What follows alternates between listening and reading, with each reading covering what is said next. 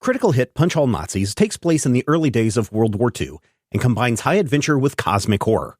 All dates, locations, and historical events are thrown out the window in order to create a fun story, so don't put too much thought into historical inaccuracies.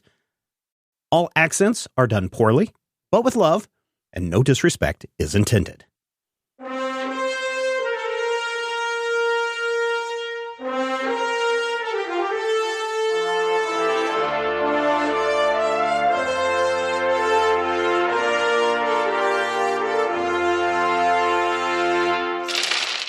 Last time on Critical Hit.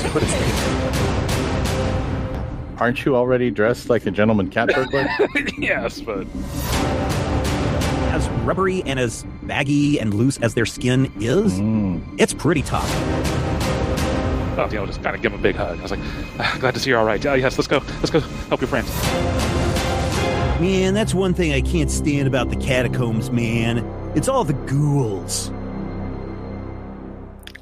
Oh, Nathaniel, I think because they're dragging Halen, they're going much slower than we are, and we should be able to catch them. They're just up ahead, if we hurry. Yes, let's go. Let's, everyone, prepped? Got my gun out. Sure. Make sure I'm reloaded. Okay. Yeah. I also have a gun and probably should reload if we can do that without. Oh, sure. Cool. I mean, it doesn't take any actions to do gun reloads unless you're doing it in combat. And that's only if you've done a salvo. So yeah, you continue to go through these dark catacombs. For those of you that were carrying candles earlier, do you still have your candles, or did the candles go out and you drop them in the fight? I probably left mine. Okay.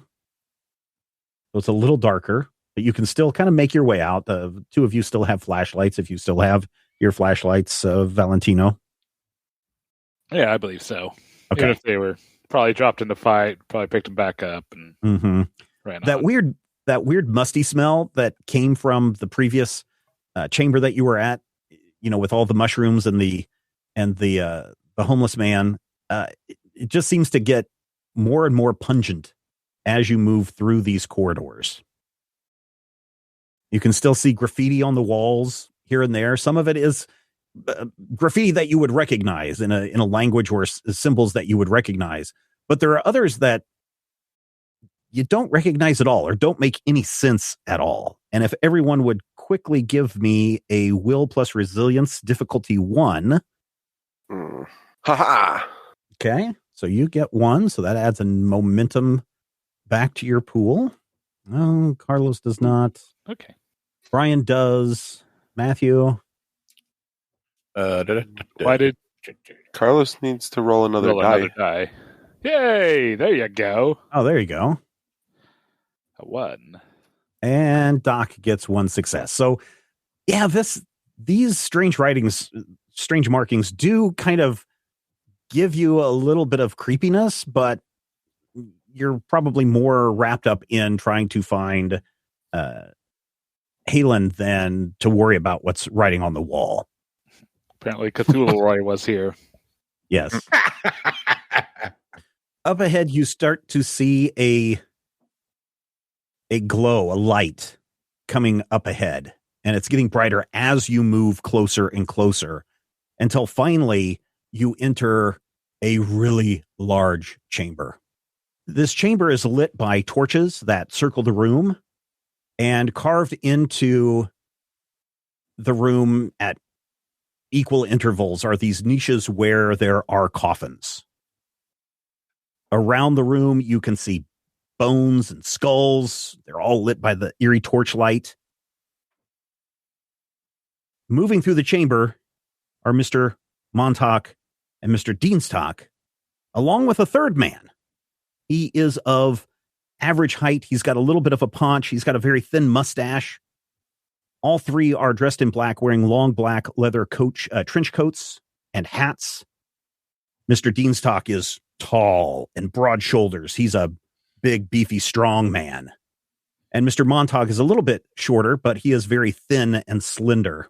In between Montauk and Dienstock is Pontus Halen. You can tell as you enter this chamber that he has really taken a beating, and he's bleeding from the corner of his mouth. He seems to be half conscious. As you enter the chamber, the members of the Black Sun hear you, and they turn and they all point their guns at you. Yo, I recognize you two from the bookstore. And he's pointing at Doc and Dutch. You should have heeded my advice and stayed out of this. Oh, well, time to learn your lesson. Mr. Dienstag, Kane, kill them. And so Dienstag and Kane point their weapons at you. Dienstag is holding a Luger handgun, but Kane is carrying some kind of what looks like a submachine gun. Oh, good. Well, dang. Yeah, dang indeed. But Good thing it's submachine.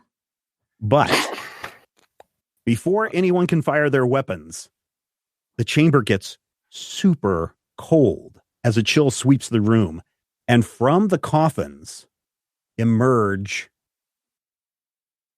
a bunch of ghouls. Ah, Okay. I start putting down sunflowers all the way to in the back.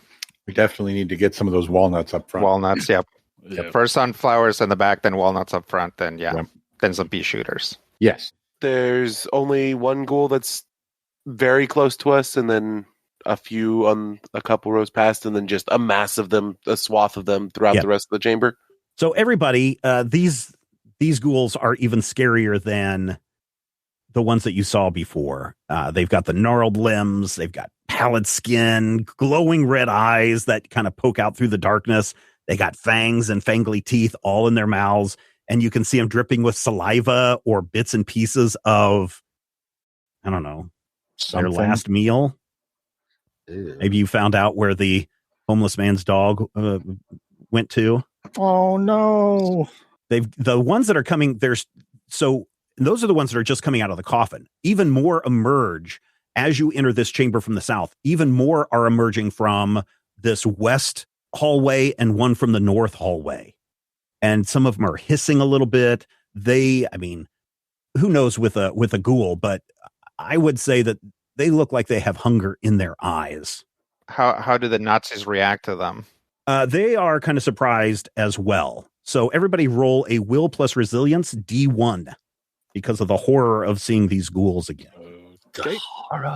Hey, 2 success. All right. Oh, Well, you're at bank momentum. big.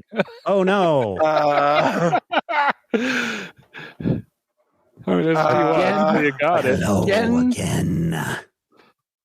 Hello again. Says the one that steps right up next to you, Blisco. Man, didn't you trip the last time we saw you? Yeah, that is the same one. All right, so Doc also did not succeed. So, Matthew, it's probably not going to affect you, but you need to take 4 mental stress. But I think your courage blocks 6 of that. Correct. So, Yes. So I actually nothing get happens. 2 mental stress back. no, you don't. One of the ghouls steps forward, and he's probably the most grotesque of all of the others that you see here. And these guys are pretty gross. But he says, "Intruders, you dare trespass in our domain." And then Montauk looks at him and, "Leave us. We have no quarrel with you. Allow us to pass." And he lifts up his hands as if he is trying to empower them away. We demand a sacrifice. Here, Montauk, these are not ours. We have no control over them. And at that moment, you can kind of see Montauk kind of falter as he kind of realizes what the situation they are in. Well, blow a hole through them. And now we enter combat. 30-second rule still applies on this. Who would like to go first? I'll go first. All right. Dutch is going first. Dutch will get his gun out, aim at Montauk, Okay. and say, Get the nerd and back the way we came, and then take a shot at him. All right, so go ahead and roll for range.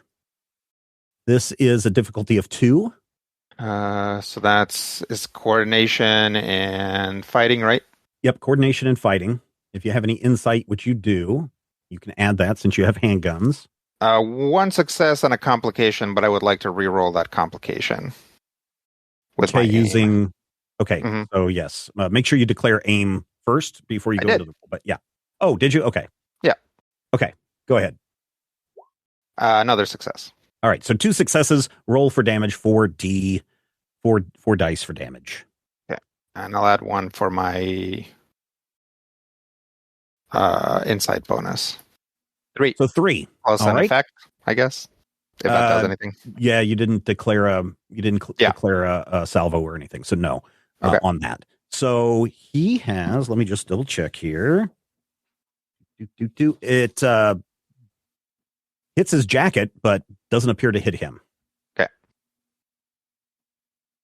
Montauk raises his hand and fires at the main leader.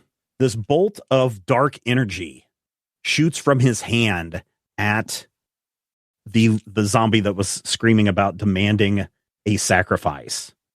And it strikes the lead zombie, and it staggers back and is very shocked that this has done harm to him. So that is Montauk's turn. Who would like to go next? I think I'll go. Okay, go ahead. Kind of rush towards the scholar guy. Okay, he's there in the middle. I'm going to, and on the way, be unloading towards Montauk as well. Okay. So shooting at him with a salvo. All right. And we got 8 momentum, huh? I'm going to spend 3 of those. You're going to spend extra so you can get 2 extra dice. Yes. Okay. And yeah, if I think I already said it, but just in case, I do intend to spend a salvo in case I hit with this. Yep. And what is that? Agility and fighting? It is coordination and fighting. Coordination. Hey, slightly better. If you're doing a gun, then it's coordination and fighting. 2 successes. Very good. Successes. All right. Roll some damage. Nice. Dang. So if you're doing so it looks like you're doing 10 damage, and he does take a couple of shots right in his shoulder, and one looks like it nicks his neck, and does some damage to him. You also create 1 injury on him. Yes. So he reaches up and grabs his neck, and at that point, he lets go his grip of Halen. And then it is Kane's turn. And Kane is just going to open fire on the group of you. Okay, he pulls back the bolt on his gun, and he rolls some damage on all of you because this is an area effect. You each take 3 damage, except for Brian, who is not in that range of the gun. I will go next. All right, go ahead. I would like to fire back at Mr. Kane. All right, you may. And I would like to... Can I do a salvo, too, because I have the same gun?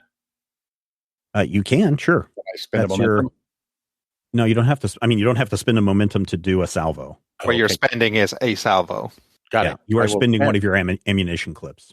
Boom. I'm spending a salvo to shoot. Well, why did you roll 3 dice, then? I thought I had 2 normally. Well, no, you have to spend a momentum for the extra dice. The salvo causes the effects to be damaged. Oh, my bad. See, this is what I do. I figure stuff out, and I figure it out so that people can see how these mistakes are done. All right, so you miss. I got 1 success. Doesn't that do you needed 2. You needed 2 successes. I missed him. All right. Who would so then it is Zombie's turn. Zombie right next to Rob, right next to Blisco, takes a swipe, and this is combat, hand-to-hand combat, Rob, so you need to roll agility plus athletics. I would like to use a momentum on this. Okay. E. So you got 2 successes. The zombie that tripped on his pants earlier and fell down and then ran off. He kind of swipes at you and almost like wraps his arm around you, like "Hello, friend." And then he quickly realizes his mistake and he takes his arm off of you. Those are the sacrifices. Those are the sacrifices that these ghouls have to take. Which means I think Doc has gone. Deanstalk has not gone. Deanstalk raises his hands, both of his hands, and from his hands, he has 2 successes. From his hands, there appears to be, I don't know, it's really weird, but it is now much harder for you to see these guys, Montauk, Deanstalk, and Kane. So the difficulty to hit these guys has gone up to 3, and that is his turn. Which means my turn. I'm going to tell our librarian friend, whose name I can't remember. Antoine. Yeah, I'm going to tell Antoine to back away and like kind of push him back towards the wall, towards the entrance we came from, and back up myself. So you push him over into the corner of the wall. That's the direction that he went. And I'm going to go over here and shoot at the ghoul that just tried to eat me. All right. What's the difficulty? Difficulty for these guys is 2. Okay. 1 success and 1 complication. So boom. You shoot your gun and you fire at the ghoul. You can roll your damage on this. Boom. 1, 2, 3, 4, 5. Very good. He takes a couple of damage off of that. And because this chamber is round, one of your rounds is going to go wild and ping pachang and hit Halen with a ricochet. And so he's going to take what is that? 5 damage? Ooh. Yeah, he's going to take an injury from that. You hit him good in the leg. Okay, zombie turns. This group of zombies moves forward in an attempt to grab. There's another group of zombies that were on the east side of the chamber are all starting to make moves to you. The ones on the southwest corner all start to make moves to you, and 2 of them actually reach you on the from the east side. On the west side, the ones at the top again start to move down encircle the Germans, and the 2 that are closest to you, one moves right next to Dutch, and the other one moves right next to Dutch. So 2 zombies are going to take swings at you, Rodrigo. Actually, the one that is immediately to your left is going to take a swing at you. So you need to do an agility plus athletics. 0 successes.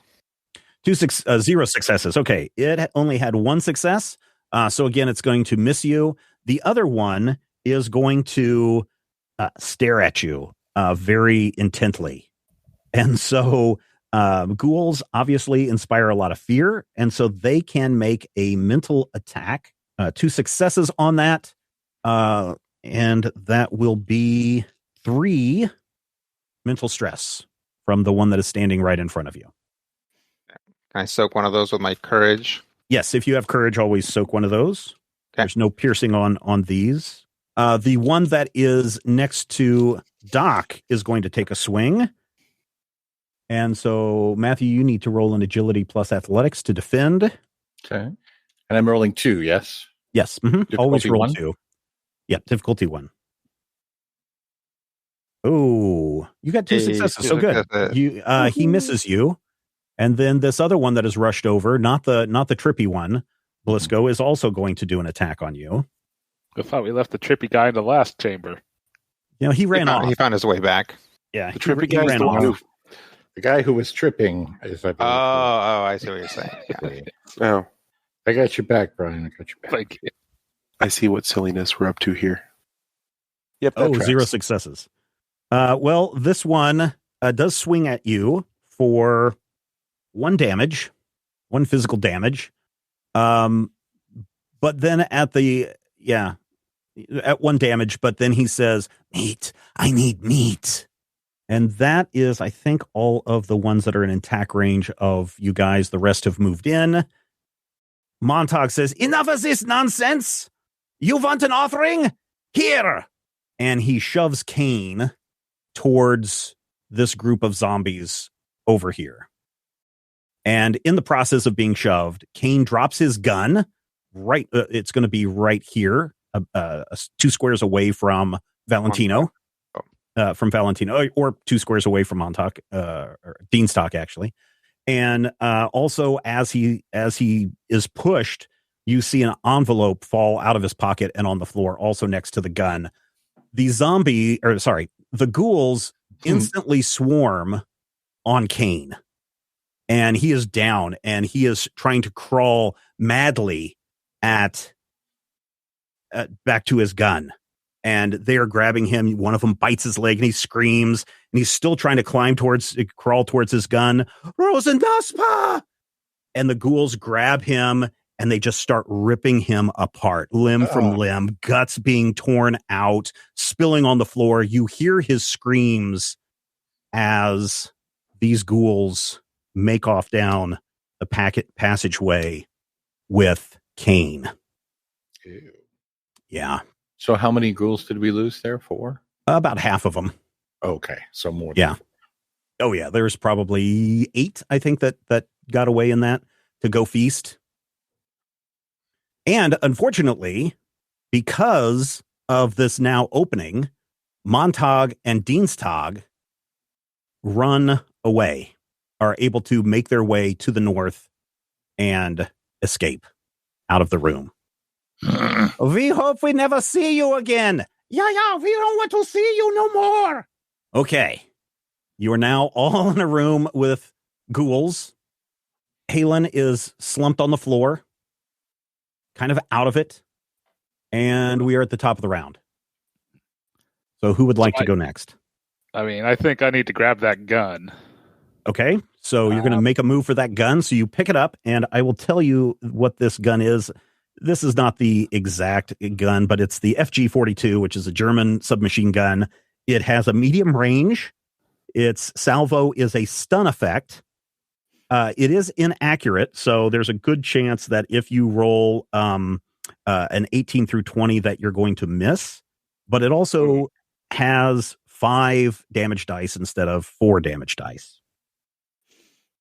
So it's a pretty powerful weapon. Would I consider to be able to grab that and shoot with it? Yes, I will allow you to grab it and shoot with it. Okay. I'm kind of thinking towards the southeast is the safest. Okay. So to the large group to the southeast, you can fire at them. Which one are you going to fire at? But I don't want to hit. I mean, you could go northeast, and I don't think you would hit. Well, you might hit Halen, but yes, if you're definitely going southeast, you can only hit one zombie at a time, though. Oh, okay. This doesn't have an area effect. All right. Yeah, in that case, I'll kind of start trying to clear off that area down there, so hopefully my companions can not be surrounded. I guess I'll shoot that closest one to me to the southeast. Okay. And what are we at on momentum? 7. I'll spend 1. Okay. Let's see what happens here. Hey, nice. 3 successes. 3 successes. So please roll 5D. All right, and I still get the 2 insight bonus damage. Oh yes. Also roll that. So 7D. Heck yeah. 8. Nice. This one is obliterated. Right. It slumps to the floor. This zombie, the leader zombie, screams, "We will not go down so easily. Leave that one." And he points towards Halen. "Leave that one, and we will let you pass." Nathaniel, don't listen to him. Wasn't intending on it. This zombie starts to move towards Halen. In fact, all of these start to kind of encircle this guy because they see hunger. Hunger is in their eyes. And they start to surround him. Who would like to go next? I will shoot them.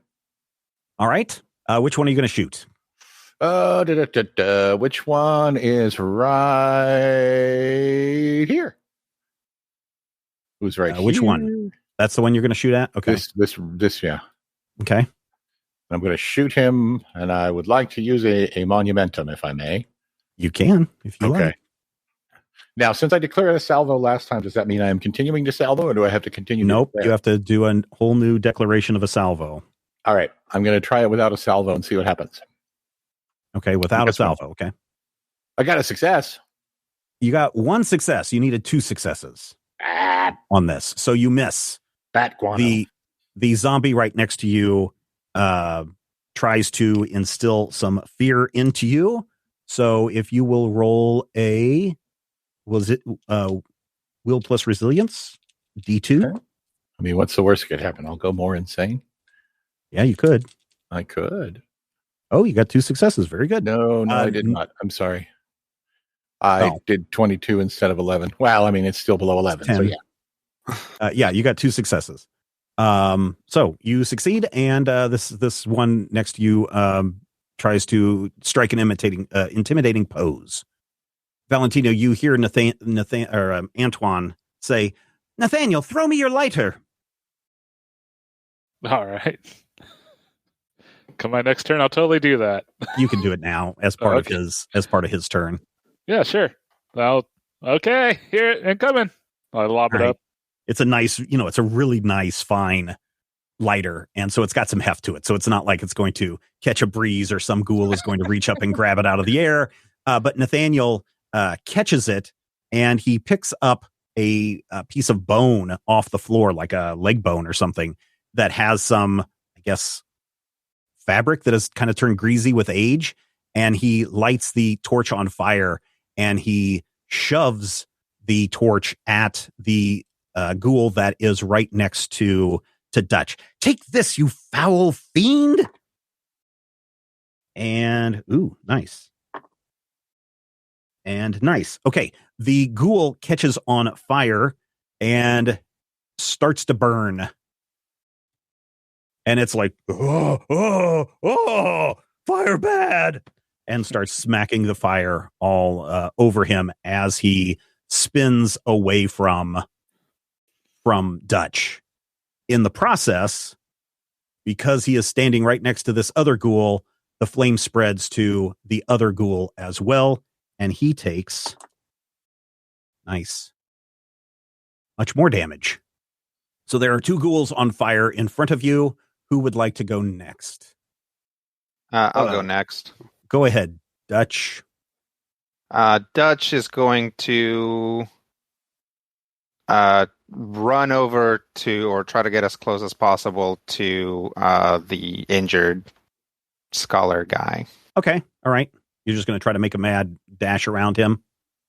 Yeah, just to try and get him out. Okay, so that'll have to be your move action, or your entire action for this, to try to get close to him, because you're going to have to navigate around some of these ghouls.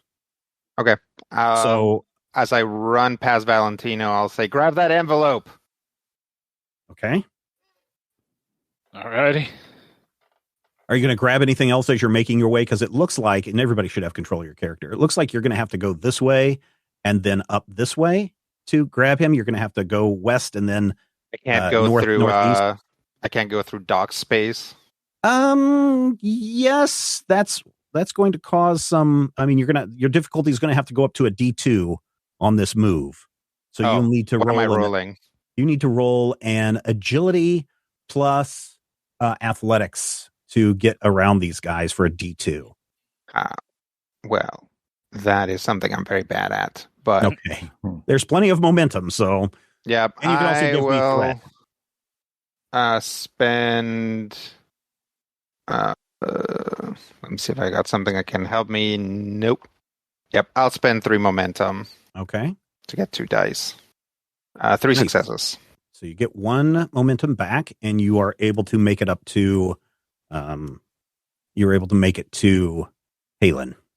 Okay, I'll throw his arm over my shoulder. The ghoul that was standing right next to you is on fire, and he is freaking out. It is his turn. He starts to run in panic, to the larger group of ghouls over here, and you hear one of them say, "Carl, no!" And he runs right into this ghoul right here, the one that's the next closest in this cluster, before Carl, the ghoul, drops dead from his flames from being on fire. This other ghoul is now on fire as well. Who would like to go next? I would. Okay, go for it. I would like to. Why can't I remember his name? Antoine? Yeah, I would like to ask Okay. Antoine for the torch. Oh, yes, of course. Here. Grab it and shove it in the ghoul's face that's in front of me. All right. So for a fire, and this is one that I had to, and I'll be honest, I had to craft this one because the only fire weapon that they have in Achtung Cthulhu was a flamethrower. So I had to work backwards to try to figure out what would be the best way to use a torch as a weapon. So a torch is a close weapon. Mhm. It does 3D damage plus plus persistent damage. So I also roll for persistent damage, or you roll for persistent damage, because it has the quality of burning. So you are basically doing a hand-to-hand, or no, you're doing a ranged attack with this because it is close combat. So you can use your agility or I'm sorry, your coordination and fighting on this. Oh boy. We'll go ahead and spend a momentum on this. Okay. You do need 2 successes. Good thing I spent momentum then. Nice, 2 successes. So roll three damage. Okay. 2, 3. So the effect is burning. So he is burning. So he instantly catches fire. And then roll the 3 more damage dice again to see how much ongoing he will have.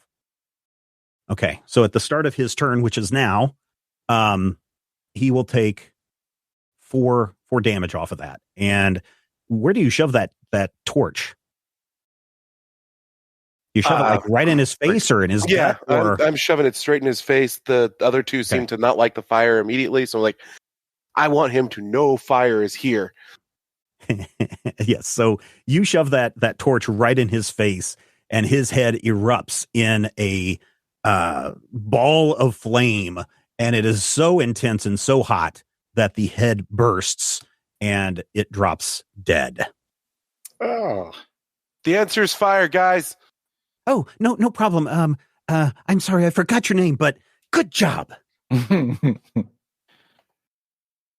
right. Fantastic. The trippy zombie looks and just stares at his friend whose head just caught fire and blew up.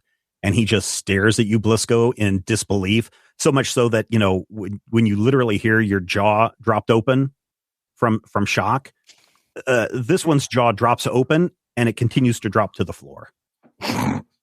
He is going to move back away from you. Good. They have discovered fire. All right. The leader screams, "Take that one now!" And he's pointing at Halen again.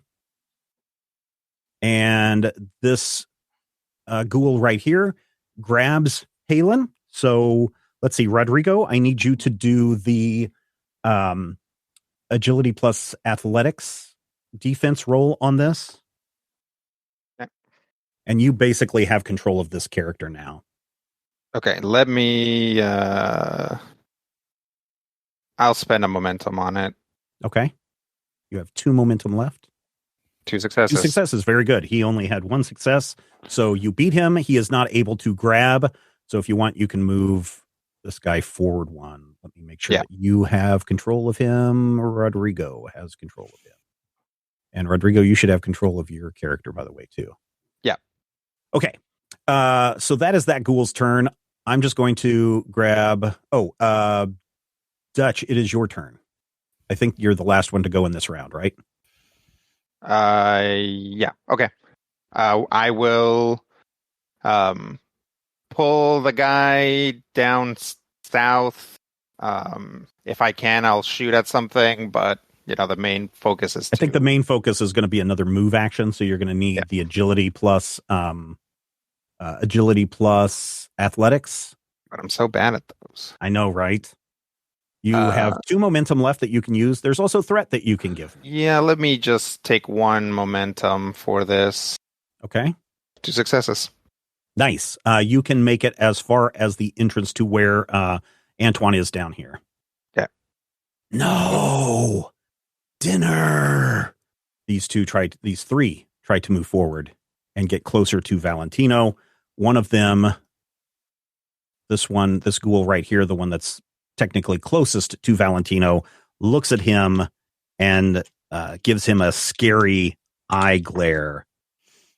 And you will need to roll will plus resilience D1 on this.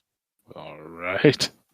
Oh, okay. 1 success and 1 And complication. Yes. So this one is scary enough that you do need to take 1 mental stress from this guy. I do have courage. 1 courage. Oh yeah, so use your courage to wipe out whatever's there. So if I call out like mental stress or something, you guys can just say, "Hey, I've got courage or armor or something that would negate either physical damage or mental stress." The leader starts to slowly back out of the room. Topsiders, we will not forget you. Well, We are now back at the top of the round. yeah, I think I'm going to grab that envelope and kind of rush towards the south there and join the group. And You also need to do an athletics plus agility, D2, as there are still 2 ghouls that are kind of in your path.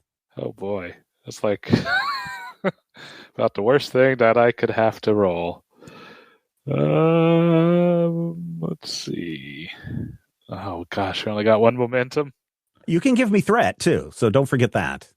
Well, I think I'm going to go ahead and burn the momentum. Okay. I'm rolling against a 7. Ooh, Ooh, wow. That is very low. That's very low. Yes. Okay. Fine. Take the threat. How many? 1. Is it just 1 for 1? No. So for your next dice, you would need to give me two threats. So it's part of the momentum. So yeah. Mm-hmm. Gross. Sure. I will go ahead and take the 2 threat, and I'll just roll with the 4 dice. 4 dice. If you would like to give me 3 more threat, you could roll a total of 5 dice. You're getting to 2. Okay. And we'll just go with what happens here. Just a single success. Oh no. you man. You wouldn't happen to have a some sort of talent? No. Yeah, okay. Or I don't have any focus because I don't have any athletics. Any points in it? Okay. I understand. Yep. You drop the gun. Okay. So I'll let you decide which gun you want to drop. Handgun or machine gun. I think I'll drop the handgun. Okay. Your handgun slips out of your hand and clatters across the floor, skidding to a stop right next to Doc. He doesn't get the envelope? He does get the envelope. Okay. Oh, okay. Yeah, but he's not able to move south. Okay. So you have 1 envelope, you have 1 machine gun, and now you have... Oh, that guy already went. This guy moves in. This guy moves in. This guy moves in. So you are surrounded by three ghouls. Who would like to go next? I will go. Okay. I'm gonna grab his gun. Okay. I'm gonna fire both guns like a madman. So there is a mechanic. Unfortunately, Matthew, I don't know what the actual rules are for dual wielding, but there is a dual wielding capability. At least I know that there is one character in this mythos that dual wields. Okay. And I will let you go ahead and I will let you do one of 2 things. Okay. You can either use, and I'll go and clarify this so listeners, as you're like, no, that's not how you do it. My game, my rules. Here's how I'm going to do it until I can go and look up dual wield next time. Okay.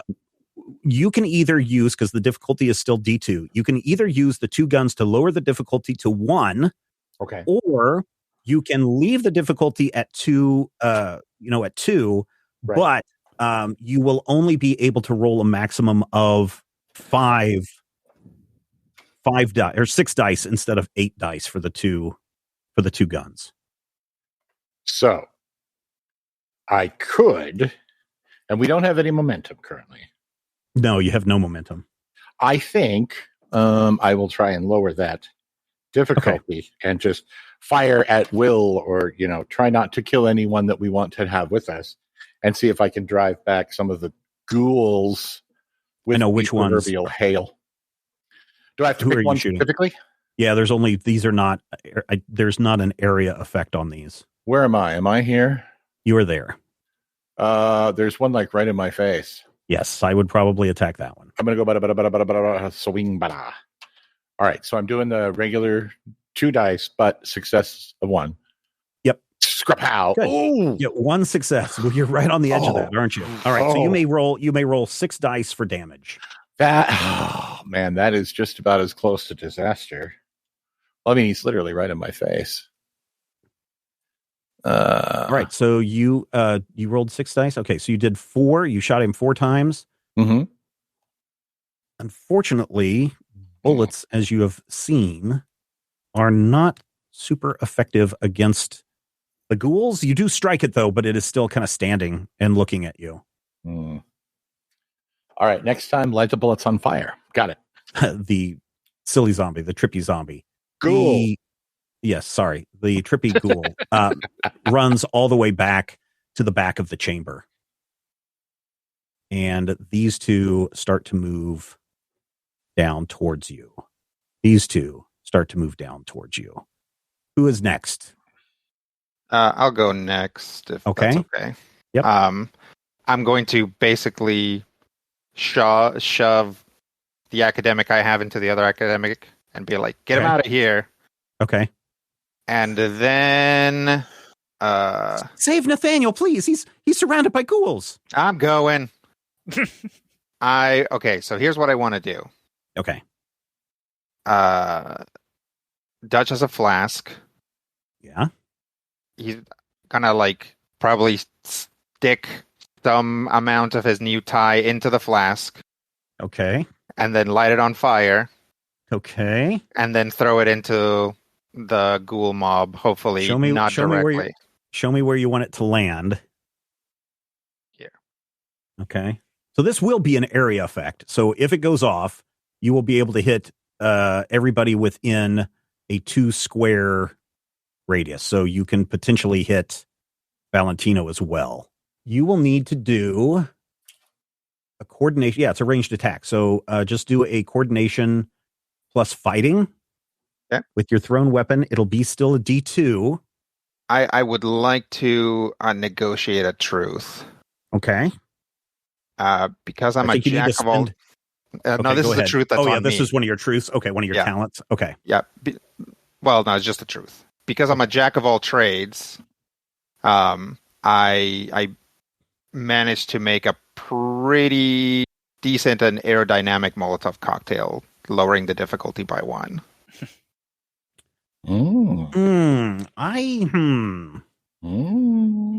Part of me would say you used your jack of all trades to craft the Molotov cocktail. Okay. But I mean, that's fair. I will allow it because you. Okay, so let me ask you this: were you in Spain during the uprising? He probably might have been. Yeah. All right, then you know how to make a Molotov cocktail. Yeah. Then you may lower the difficulty to 1. Okay. And do we have any momentum left? No. There's no momentum. So here's hoping for 1 success. You got 2 successes out of it. So you get 1 momentum back. So it's going to land here, and it's going to affect all the zombies and potentially Valentino as well. So you may roll 5 damage dice on this. Yeah. Because I'm using it as an area effect. All right. Yes. So this thing goes off, and all of these ghouls instantly catch fire and wither. Oh, wow. These 2 ghouls and Valentino take half damage, so that will be 3 physical damage. And Valentino, you are on fire. And Oh man. Yeah, you are on fire. So you will take, Rodrigo, please roll a D3 or three damage dice. Oh, 3 damage dice. Yeah, sorry. Is that 1 success? Or the plus? No, the pluses count? that's 3 damage. So Okay. on the start of their turns, Valentino will take an additional 3 damage, and these 2 other ghouls will take 3 damage. So kind of keep that in mind when it comes around to your turn, Valentino. Okay. Oh, okay. This ghoul that has been standing around rushes over. I think he was on fire. No, he's already had his turn. I think that's everybody as far as the ghouls go. So Blisco, it is your turn. I'm gonna charge the next closest ghoul with the fire. Okay. No, that's Matthew's character. No. I'm gonna use that momentum again. Still a ranged attack? Yes, I'm using it as a ranged attack. Okay. Cool. It's because it's a close weapon. It's not hand to hand. Ah. So I'm like frantically waving it around instead of Right. Got it. Yeah, so like your handguns are also close weapons. They can work when you're standing right next to somebody. So this would also be the same thing. It's only when someone is trying to grab you, punch you, slice you that you go into hand-to-hand combat. Still difficulty 2 then, so I will go ahead and use that 1 momentum that we have. Okay. 1 success. Yeah. 1 success. You swing that flame around in front of the ghoul. He's startled, so he's going to take a step back. He has already taken damage from being shot, but he's going to take a step back. And I think that is I think everybody. Top of the round. Who would like to go first? Stop, drop, and roll. Stop, drop, and roll. So roll me a. What do I want you to roll here? I think I need you to roll. I don't know which is worse for you. Actually, this is probably better. I'm going to have you roll a agility plus athletics, difficulty of 1, to put out the fire and not take 3 more physical damage. All right, and we got 0 momentum. So we'll see. No successes. Oh, you have to take. Missed it by You have to take 3 damage, 3 physical damage. Oops.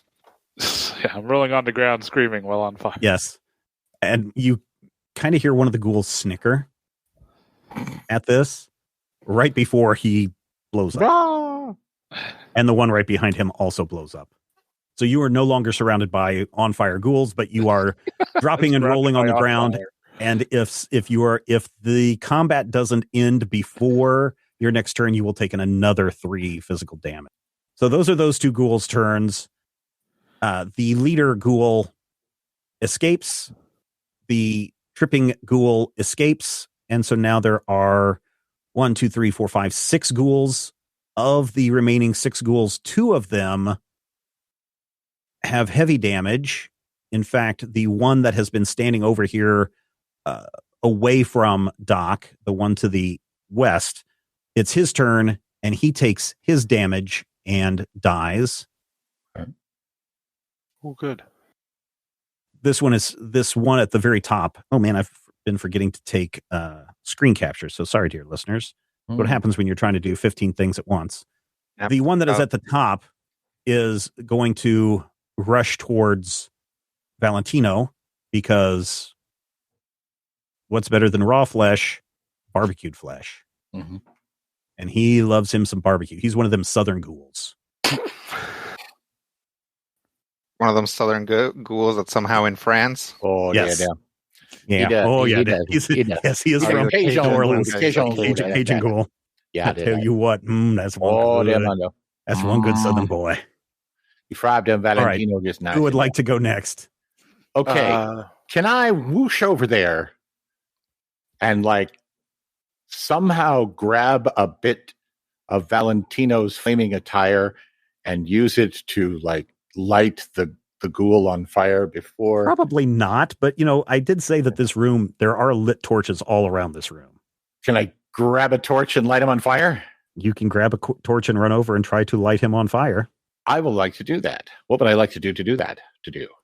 Well, you need to first run and grab a torch, and then get over to the ghoul, and then you need to make a ranged attack on the ghoul. Right. So a ranged attack is just going to be coordination and fighting. Coordination and fighting. Okay. Yep. So I whoosh. I snag a torch. I roll athletically. I don't do very well getting up, and I swing the torch wildly for one and miss, and just do a big swing and a miss. Whoosh. The babe would be very disappointed in you if he were still alive in 1939. Is he still alive? I think I have no idea when Babe Ruth died. Yeah, I think he's still alive. But you know who is alive? Oliver he Hardy. died in 1948. So, yeah. Oliver Hardy is proud of me. Yeah, I guess because of your miss. All right, that is Matthew's turn. You now have a torch in your hand. This ghoul is going to turn, and he's going to take a swing at you. So, Matthew, please roll agility and athletics. Agility and athletics. Oh, man, I suck at this. This is the one that you just shot, and the one that Blisco just tried to ignite on fire. Okay. His hunger is driving him so insane. One okay, success. so you actually ended up with 2 successes on this because you rolled a 1. Oh, right. So you are able to, as you swing and a miss on the ghoul in front of you, the ghoul behind you,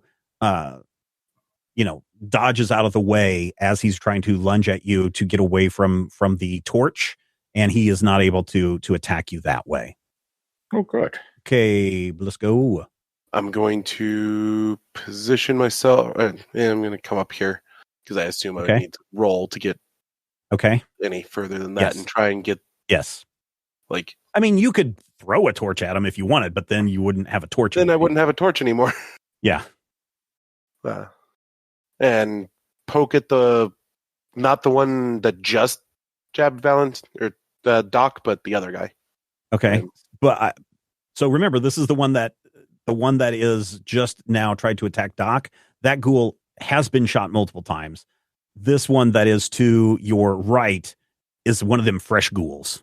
He's still got the fresh ghoul scent right from the factory, which of course is decay and rot, Rodrigo. Right. That's the trim. Yeah. So are you going to still attack the fresh new ghoul? Yeah, I'm trying to get these guys to back off. Sure. More than anything else. Okay. Let's use a momentum again. All right. Nice. There. You ended up making 1 momentum off that because you only needed. So you're back to 2 momentum. So yeah, go ahead and roll damage. 3 dice worth of damage on this guy. 1, 2, 3, 4, 5. Okay. And roll again 3 dice to see what the persistence is going to be. Also 5. Oh, also 5. Okay. My mother said this was going to happen. And he backs away from you.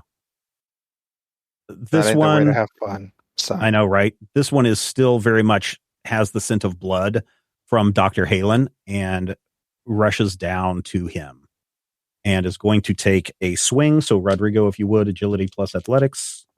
And remember, Halen already has 1 injury. Yep.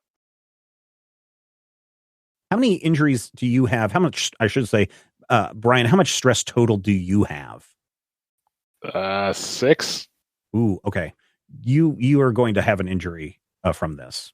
I got 1 success. Okay, so this ghoul is able to take a swipe at Dr. Halen and inflict 2 damage onto him. Okay. This one is, I guess he's going to run over towards Blisco. He's not scared of any torches. And he is also going to take a swipe at you. So agility plus athletics. Success. He misses.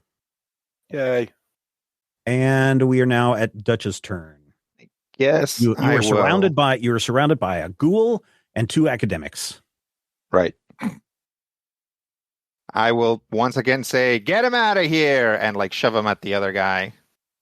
I think Antoine is too concerned about Nathaniel to want to move just yet. Freaking guy. But if you want to swap positions with the two of you, you can. Yeah, I'll do a King's Castle, and Okay. then I guess I will just fan the hammer on this ghoul in front of me. All So right. I'll spend a salvo for vicious. I think is Okay. probably best. You want to also throw an aim in there as well? Yeah, if I can.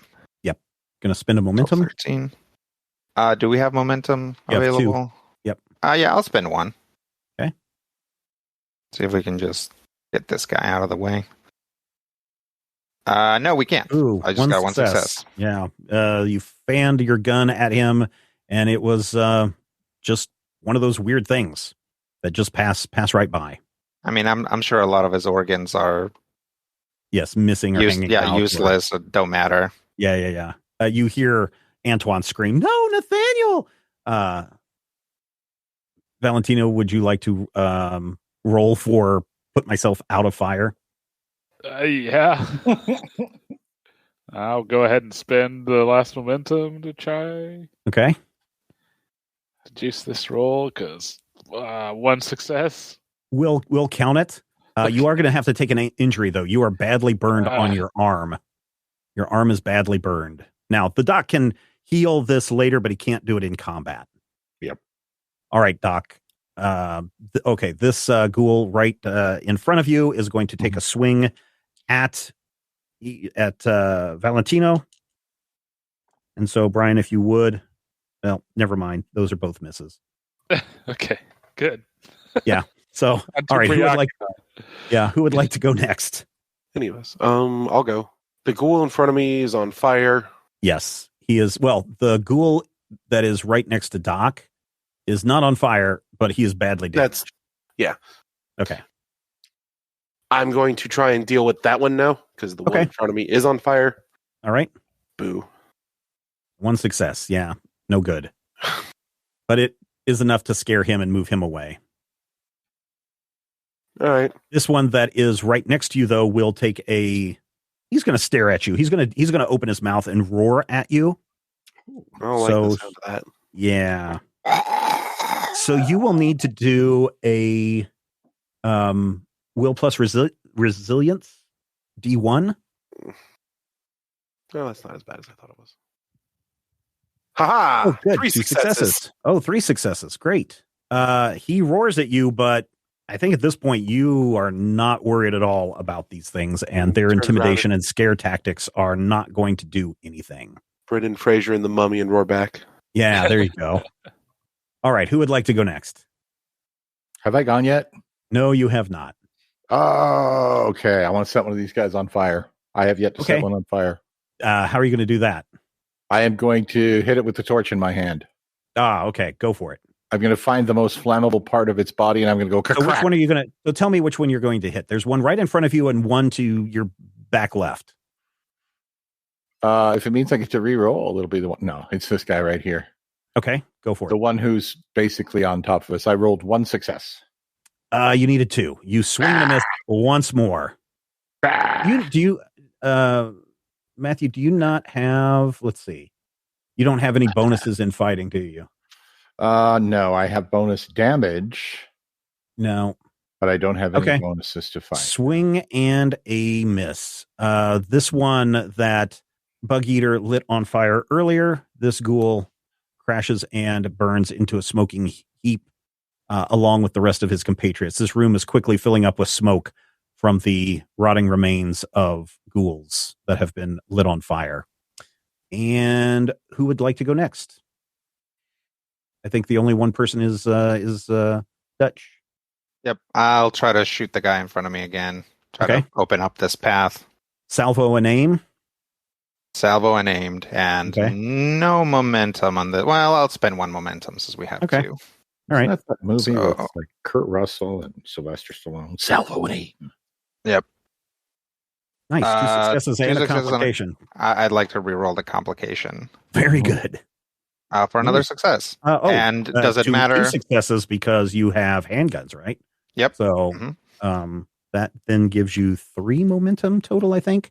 So go ahead and roll your damage, 4d damage on this guy. Yep, plus my inside damage. Yep. So it looks like you're hitting him for 4. Is that right?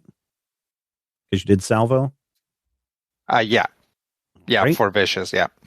He staggers back. He is hit pretty hard. And we are at the top of the round. Who would like can to I go? say something? Yes, please go. I'd be like, Doc, get Valentino out of here. Okay. Valentino, you are no longer on fire. Your arm hurts really, really bad. What are you going to do? Still got the submachine gun. You do. All right, well, I'm I kill gonna. Dutch. Yes. No. I think I'm gonna kind of get up on one knee and point it at this ghoul in front of me. Which one? This one or the one that is right next to you? The one that's right next to me. Okay. Aim and fire. Yeah, go for it. The problem is you're going to have to add another level of difficulty on this because rifles are medium range weapons and you are in a close range. So this will be a D3 on this. Okay, so I'll go ahead and spend a momentum. Sure. And 1 momentum or 2 momentums? Or, 3 momentums. we do have 3 momentum. I'll just try 2. Well, you would need to do 1 for the extra die and then 2 more to get the 4th die. So that would be all the momentums. Yeah, I think I'll just try the 1. Do the 1? Okay. Yeah. And there's a 7. We'll see. Only 1 success out of all of that. That's no good. You fire off the gun, pow, pow, pow, pow, pow, and it pushes you back. The recoil is enough to kind of, because you didn't have good footing from standing up, plus your arm is in so much pain. The recoil of the gun knocks you back and moves you back a space. The ghoul that was going to eat you is now going to turn his attention to Doc. Hello, brother. And Matthew, you will need to roll coordination plus fighting. Coordination plus fighting? No, I'm sorry. Agility plus athletics. I'm sorry. Agility plus athletics. Yeah. I suck at that too. No, at least I didn't make it worse. No. Yes, you did. At 1 success, you will take You made it 3 physical damage. 3. He swipes at you with his claw and rips across your brand new shirt. That also, I believe, got ripped in the last battle that you had. Oh, I love this. So you'll need to take 3 physical damage on that. Okay. The one behind you. If somebody were to fill up their stress track, would they just die or? No, you are basically out of combat. Why is your stress track filled up? Oh no. Yeah, no. When you fill up your stress track, you are no longer able to be in combat. If you take any more damage, you will then take a injury. You have 3 injuries that you can fill up on your sheet. If you get hit any more times, you will add additional injuries. When you have all 3 of your injuries filled, then you are dead. Okay. So you have to fill up your stress track plus all 3 of your injuries. And Brian already has 1 injury, but he has not filled up his stress track. If you, when you have 5 injuries or you suffer 5 injuries in a single attack, then you will take on an injury then. Okay. If I've got that right. But Brian is burned enough to where he needs to take an injury. The ghoul that is to your behind left also decides to try and grab you. Mm-hmm. And so you again will need to roll a agility plus athletics. That's just mean. You're closest. Just mean. Oh, in a complication. He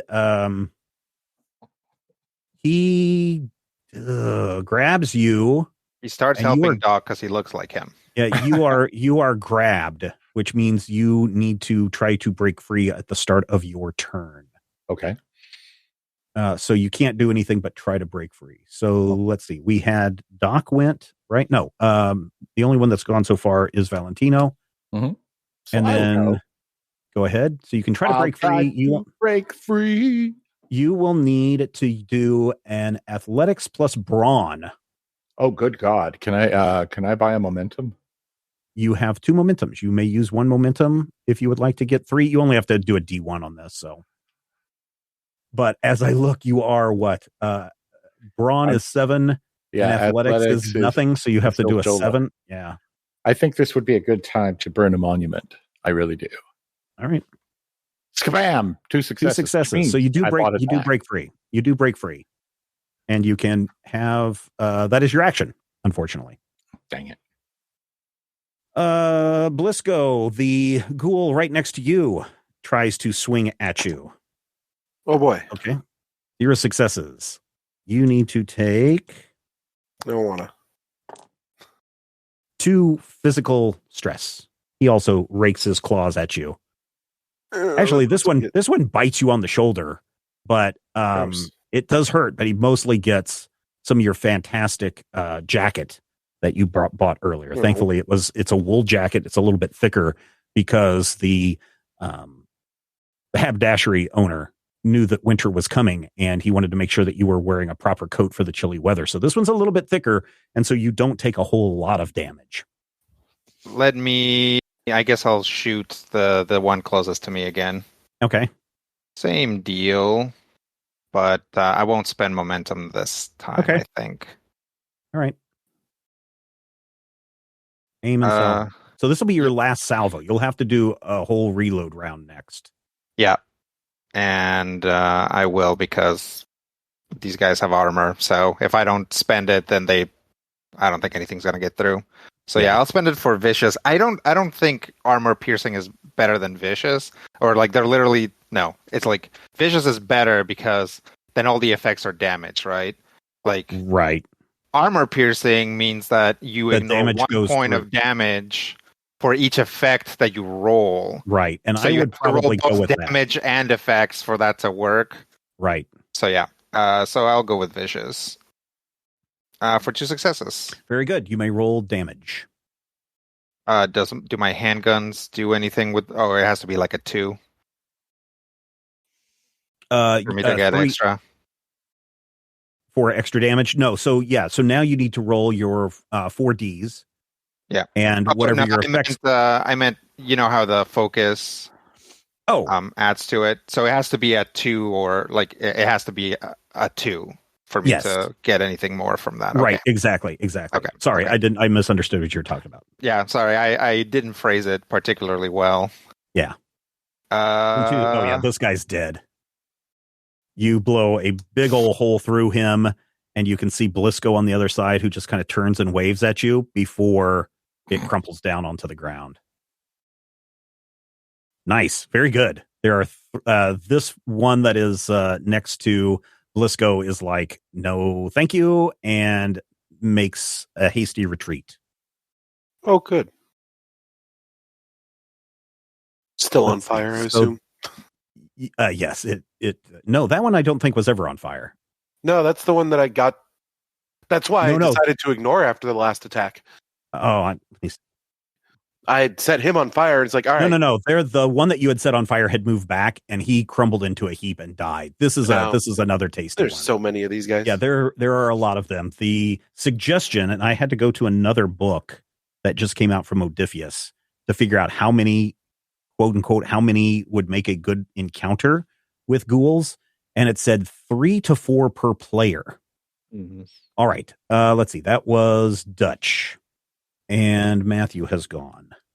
Mm-hmm. So that leaves just you. But this one did run away. The one that was next to. So the one that is closest to you is very damaged. The one that is furthest away from you has no damage. Let's try and get rid of this one. Okay. Clear a route for Valentino to get out of here. You can see Antoine kind of patting Halen on the cheek. Wake up. We'll use a momentum on this. Okay. God. Only 1 success. Really? Ouch. You guys were doing really great in the other ones, and now this one it's like super, super slow. All right. Let's see. Matthew broke free of this ghoul that is very damaged, and he is going to try and attack you again, Matthew. So Yeah, don't worry. He's not. He fails, so it doesn't matter what you roll. He misses. Now, who is going to go next? I'm gonna light him on fire. All right, you may try. Huh. One success. Dang it. You miss. I'm just. Like, we should seriously just run. Yeah, I agree. There's 2 ghouls left. Yep. All right, who would like this ghoul right here is also going to take a swipe at Matthew, and Matthew will need to roll a agility plus athletics. I hate you. Don't hate me. Hate the ghouls. Dubs 13. That would be 0 successes. Oh, you're lucky. He has no damage. None of the damage rolled up on you, so you were lucky. Good. All right, who would like to go next? I'll go once more and try and clear the path for Valentina to get out of here. All right, light this sucker on fire, Rob. I'm going to use that last momentum. Okay. I'm going to spend my last fortune. Oh, really? Okay. I'm going to spend my last fortune instead of using the momentum. Okay. Just momentum's easier to make than fortune. It is. Yeah, just the momentum. Okay. So are you spending a fortune or a momentum? Just the momentum. I'm just getting frustrated with. Okay. Yeah, I know. Right? These dice not actually. Yeah. Oh my god. You missed. Well, you got 2 successes and a complication. Okay. Why? So roll your damage on this. It's three dice for 3 damage. and 3, yeah. Yeah. More than likely he's going to die. Oh, crap. Nope. He doesn't die on this one. Oh, dang. Okay. Roll your ongoing. Oh, it is ongoing no matter what. Yeah, roll one more 3. There you go. He'll be dead on the start of his next turn. So the first one you rolled for initial damage, then there's persistent damage that happens from your second dice roll. And yeah. Okay. Who is next? Gone. Yeah, those ghouls have gone. Yeah, I'd aim and shoot at the one that's not as on fire. Oh, the one that's not as on fire? Okay. Yeah. You're no fun. I don't like you. But one thing is, everyone's gone. I shall feast tonight. Well, here goes. Okay. 1 success. I'm going to re-roll the 13 with my aim. All right. Oh, no, complication. It got worse. Ouch. Ouch. Ouch. Ouch. Ouch. Accidentally pours a bunch of mustard on himself. Yeah, you accidentally hit. Well, you didn't have a success, so your complication would be. I mean, what? Another zombie shows up? A very basic complication is your gun jams. Yeah, that is true. You so click. It's like click, you basically click, nothing can't use happens. the gun until you unjam it or whatever. You are out of ammunition. Okay. Click, click, no ammunition in that gun. All right. It looks like Dutch, you were the last one. Okay, I'll reload and yeah, that's your like action, right? I'm just reloading and being like, this is so embarrassing. I know, right? I hope none of these ghouls come to the surface and tell us what is I hope none of these ghouls are Americans and they call. So the ghoul that is families. greatly on fire collapses into a heap. Top of the round. Valentino, get out of here. Yeah, throw my gun at the last ghoul and run. You're gonna throw your gun at him? I think No. keep your gun. Okay. You already lost one of them. Yeah. Well, Doc supposedly has them, but yeah, that's true. All right, so you're gonna run? All right. Yeah. Okay. This ghoul, he's going to take a swing at Doc. And no, he misses so much that he turns around the other way and his back is towards you. Can I light him on fire? You can try. How do I do that? Same way you've always done. Although because his back is to you, you can lower the difficulty to 1 this time. Can I do it right now? Can I do it right now? I mean, it's your turn. Yes. Ah, 2 successes. All right. You get a momentum back and you may now roll 3 dice of damage. I hate these ghouls. Yeah, ghouls are no fun. 3 damage. Very good. Okay, so roll it again so we can see what the persistent is. 2. All right. Yeah, gosh dang. Actually, I'll count these effects in. Yeah, he'll be dead on the next round. So you have lit a ghoul on fire, Matthew. Who would like to go next? I'll go next and start pulling Doc away. There you go. All right, so you can. Let's try this. Rob, you need to do an agility plus fighting, and Matthew, you need to do an agility plus athletics. Or I could just let him drag me away. I mean, you seem pretty intent on wanting to light ghouls on fire. I've lit one on fire. So now, you've got one success. Doc, you're a mean one, Mr. Grinch. I don't know why you rolled 3, but you have only one success out of that, and it looks like Blisco gets that, so you can start moving him out of there.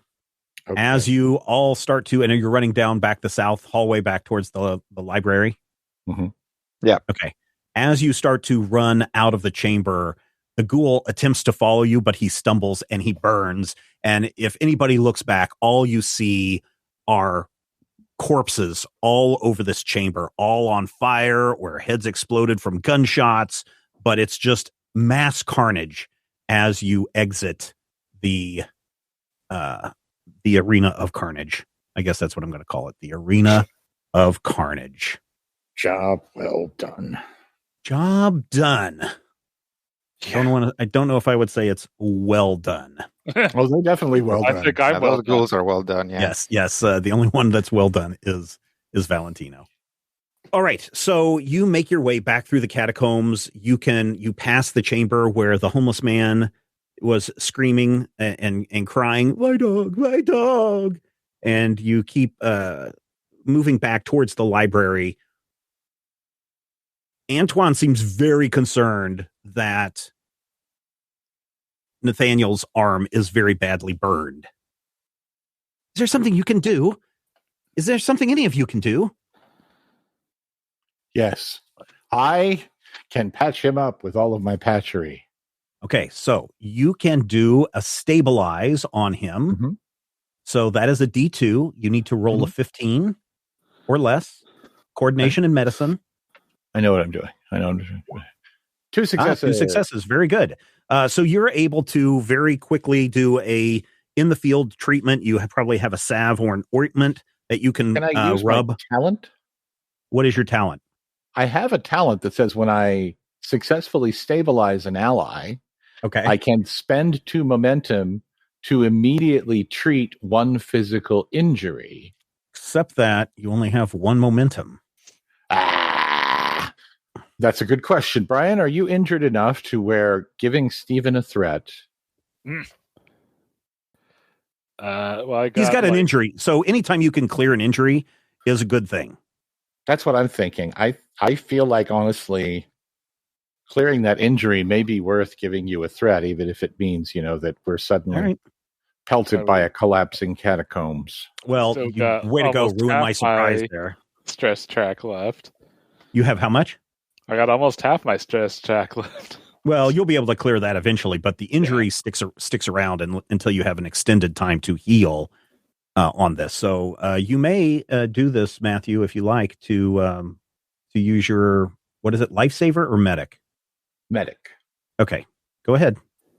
All right, so am I actually rolling to do it?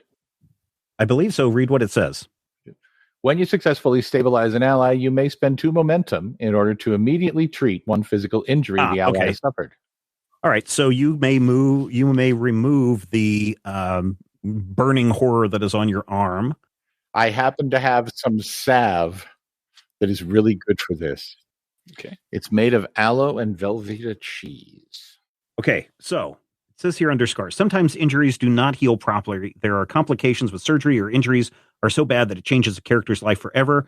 These old wounds are haunting memories of past trauma, stay with the character as long as they live. These lingering injuries, whether physical or mental, are called scars. Whenever an injury is removed, you must make a brawn plus resilience or will plus resilience test depending on whether the injury is physical or mental. So you need to do a brawn plus a resilience test, difficulty of 1. Lucky number of the day. Rolling against 7. Oh, 0 successes. Okay. Again, missed it by 1. You, I think, need to have a physical scar All right. from this. So you have some distinctive scarring on your arm. It's going to be very difficult to conceal. When the character is attempting a skill test to move amongst other people unnoticed, or when they attempt a skill test to persuade or manipulate another without intimidation, the scar may take effect. The player may gain fortune points, and the character's skill test increases its complication by a range of 3, as their scars risk drawing unwanted attention. This is on your arm. I'm not going to go that deep on that, because you can wear a long sleeve shirt to cover that up. But if it had been on your face or your neck, then that would probably be something pretty bad. But you do have a personal truth on this. So you need to add a personal truth to your character sheet that says badly scarred arm. Okay, so you're able to treat that there, Matthew. It looks pretty bad. I mean, Valentino was rolling on the ground for a while trying to get that fire put out. Right. So he's going to be badly burned. But you fricasseed. Yeah. I mean, he'll be okay, I'm sure. But you make it back to Antoine's office. Is the other guy conscious? You did take a stray shot to the leg. Oh, he did do that. So, yes. Thank you for reminding me, Matthew. Why don't you do another stabilize effect? Coordination plus medicine. Stabilize. You should probably do that before you get into the library. Oh, 1 success. You're able to tie it off, but he's going to need to get to a doctor pretty quickly. Surgeon. He's going to have a surgeon. Oh, Pontus. This is horrible. I feel like this is all my fault. He's going to biting his teeth down because of the pain. I will call down to security and have them fetch an ambulance right away. So he's going over to reach for the phone. Should we make ourselves scarce? Yeah, we need to get out of here if doctors and security are going to be called.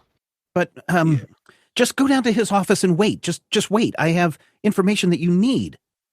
Unless you don't think it's important. That's probably important. Yeah, let's... I mean, even if it's not important, we just shot our way through the catacombs. We might as well hear it. Yeah.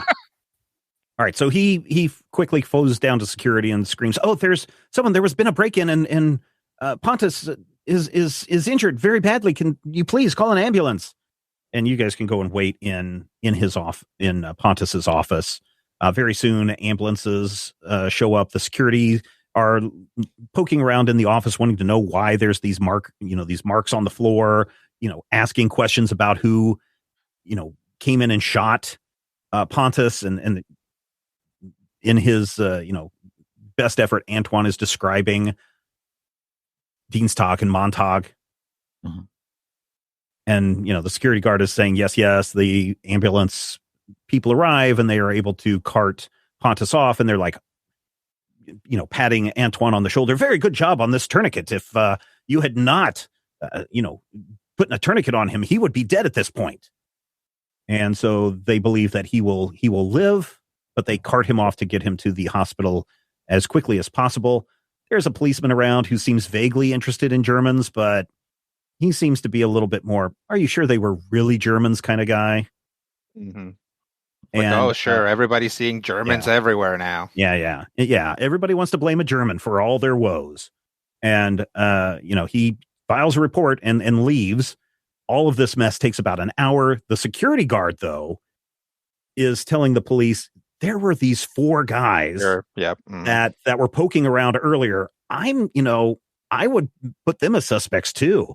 There was a shorter one and a taller one and a kind of guy with some creepy eyes. He doesn't really remember too much about you, fortunately. But eventually everybody is able to leave. Antoine is going to stay around, even though the security guard is like, don't you think you need to go home, Mr. Dupre? And he's like, no, I really have this work to get done. And he's like, okay, if you need anything, I'll be downstairs. And so he, wanders off. And then all is quiet. And you guys hear all this from the room that you are in, which is like 3 or 4 doors down from Antoine's office. Fortunately, there's been no other lights on. All the doors were closed, so the police really had no reason to go poking around in anybody else's office. We'll just wait to get the all clear. Okay. Eventually, Antoine comes and knocks. Nathaniel, it's clear. Nathaniel, you and your friends can come out now.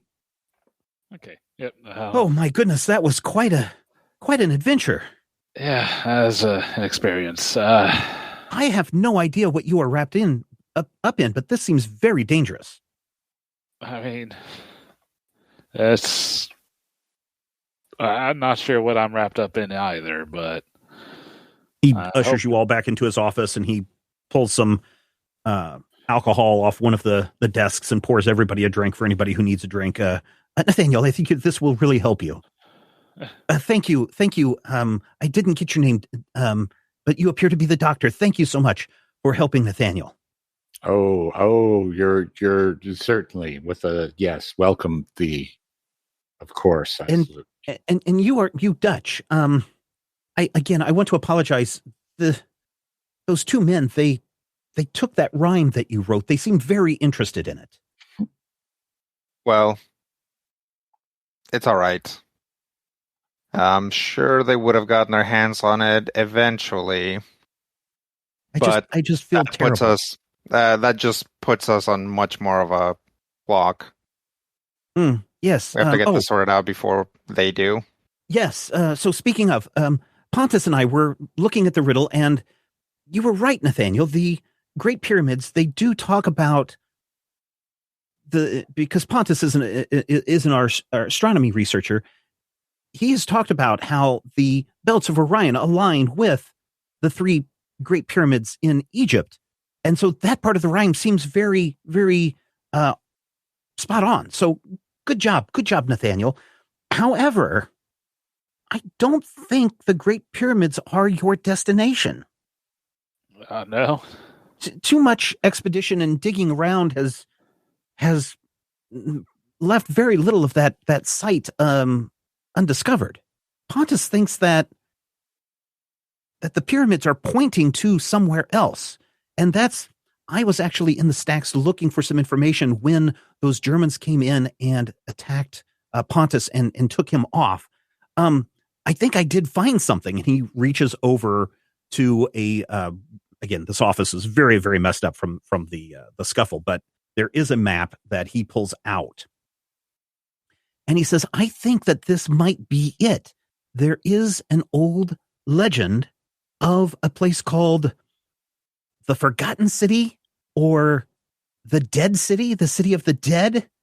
It's in Western Egypt, and we think it's around this area. And he's pointing into the middle of the desert, about 600 miles west of Cairo. We think it's over here in this area, and he pulls out a magnifying glass so that you can all look at this. If you look at where the pyramids are located on this map, and then you draw a line through those pyramids to the west, it takes you right to this forgotten city. Yeah, I mean, best thing we got to go on so far. Well, I wish I had a little better news, because we don't know the exact location. The sands are always shifting in the desert, and sometimes the city is visible and other times it's not.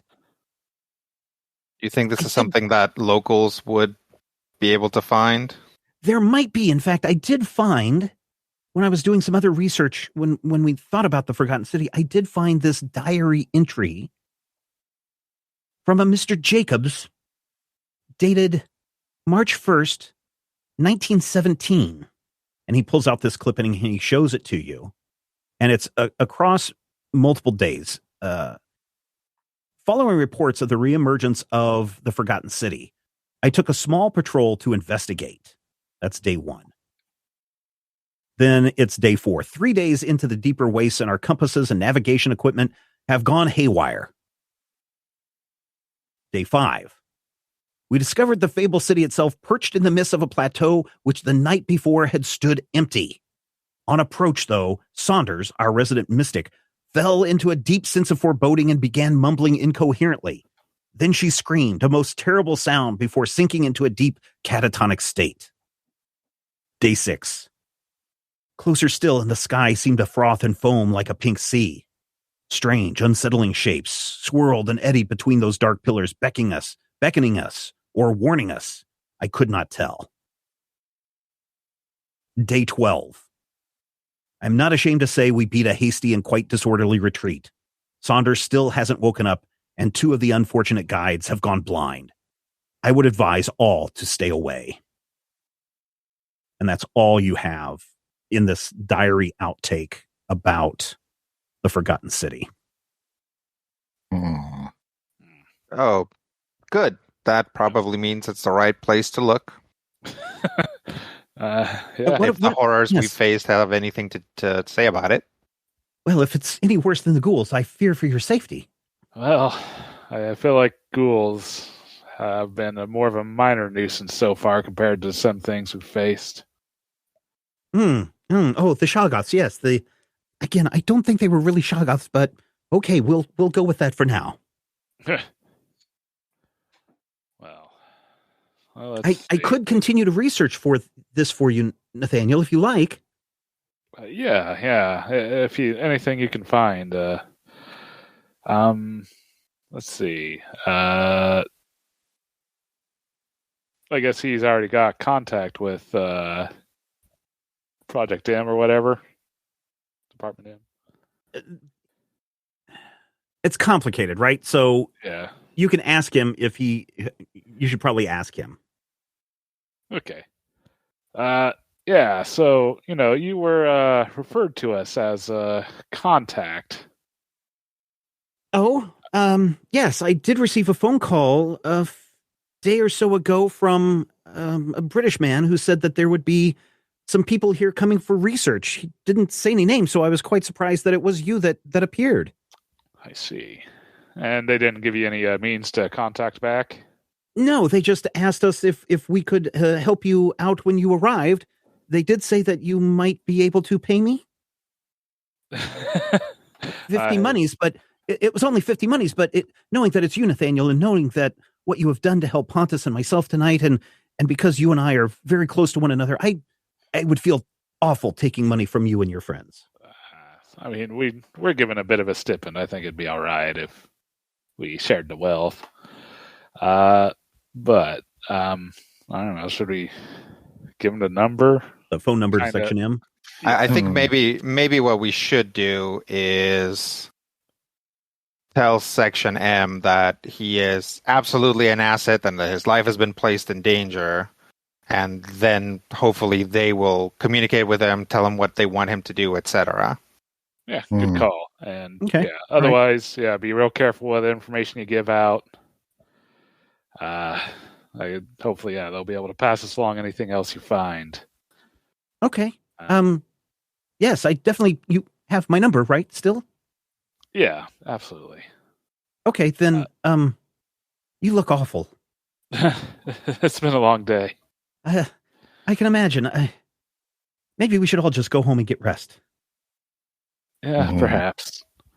Yeah, it opens up an additional issue that, assuming everybody goes home and gets rest, Montag and Dienstag are in our hotel.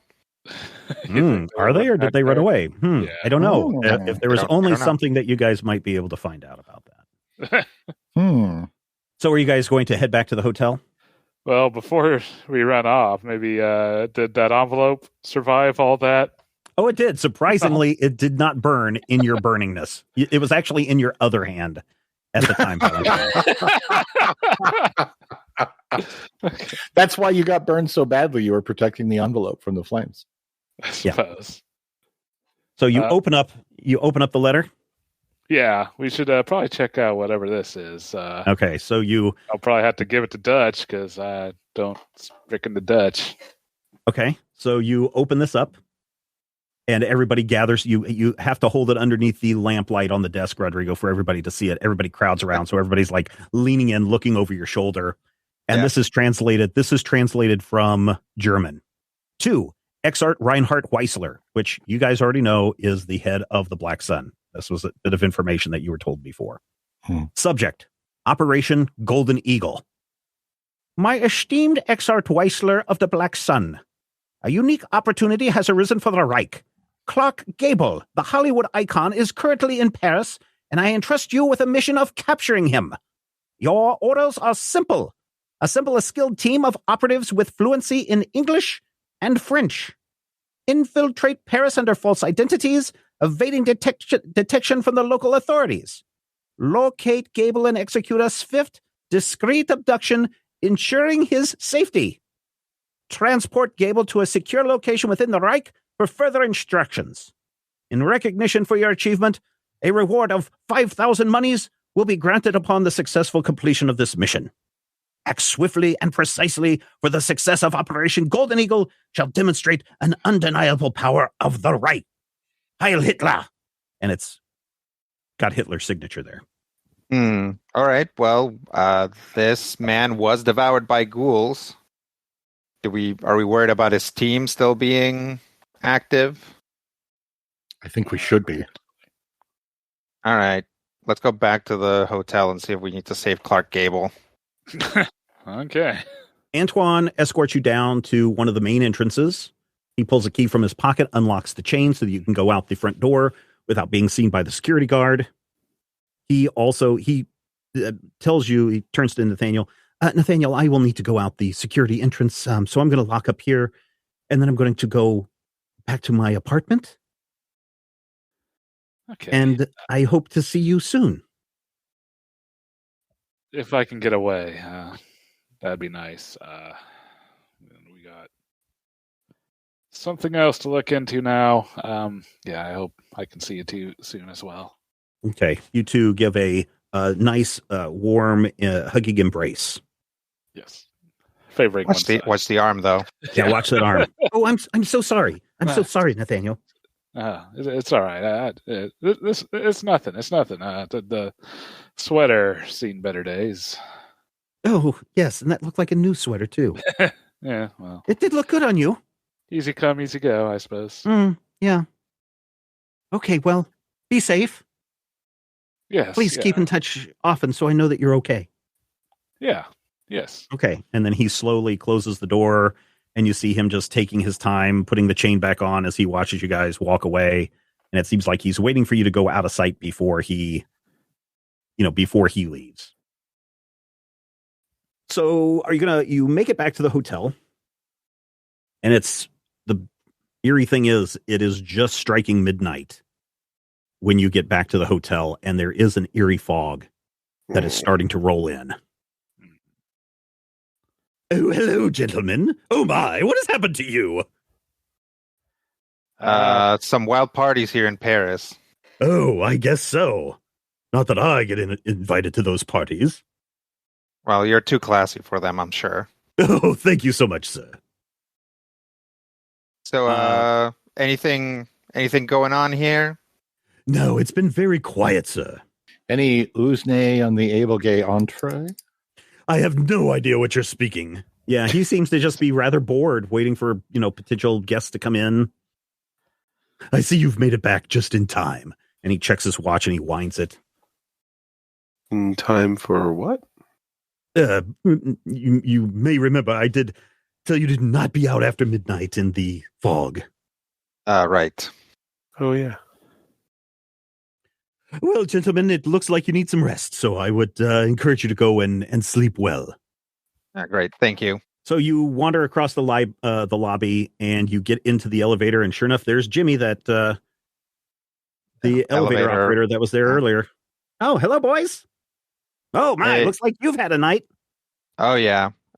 When's your shift over? Oh, I feel like I'm always working.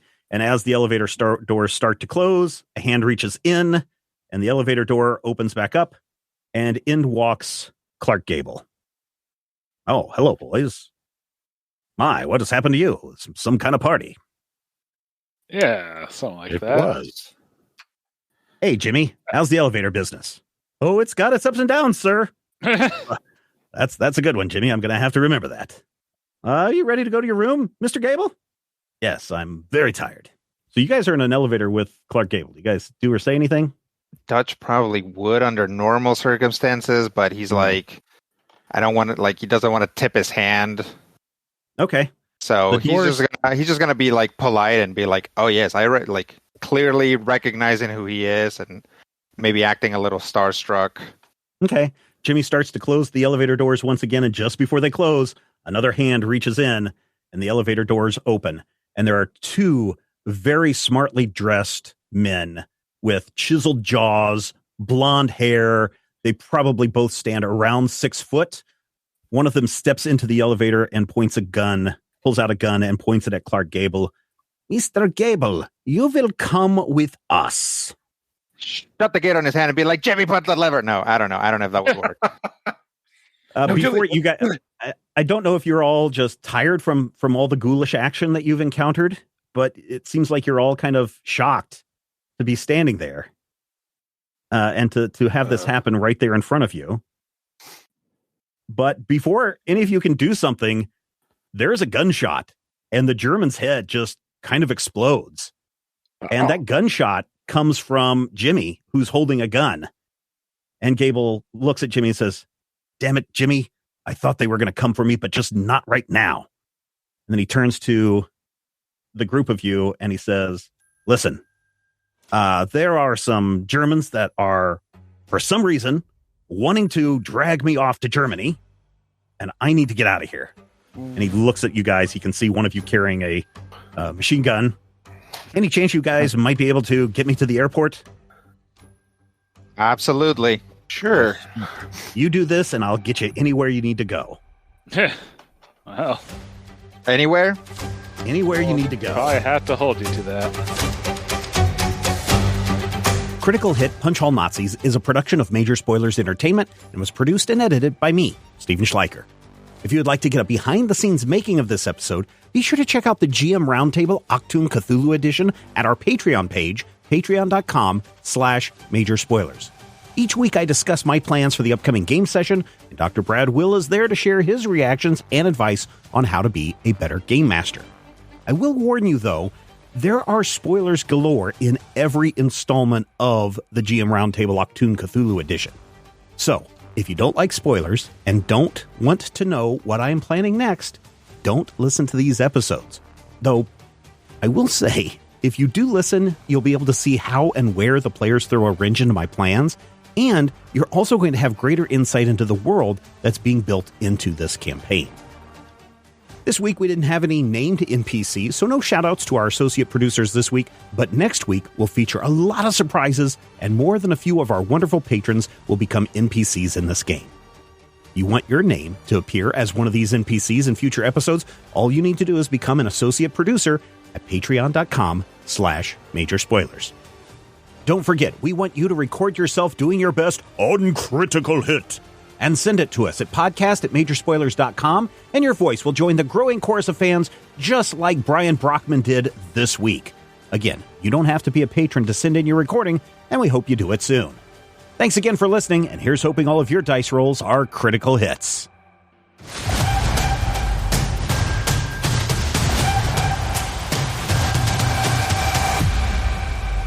This podcast is copyright 2023 by Major Spoilers Entertainment, LLC.